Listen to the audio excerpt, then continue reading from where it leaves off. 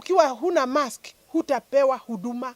It is not possible for me to go to a hospital from this village and be told I will not be treated because I don't have a mask. The masks should be provided in our dispensaries, should be provided in government offices, should be provided in all the dispensaries or hospitals. And therefore, I do not agree that anybody should be arrested for failure to wear a mask. Some people cannot afford 50 shillings. If you are unwell and maybe you are going to hospital every day, you cannot afford a mask because a mask is going for about 50 bob, correct?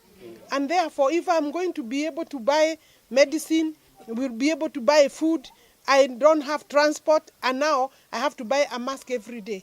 Some of these regulations are not pro-people. These are pro-rich people.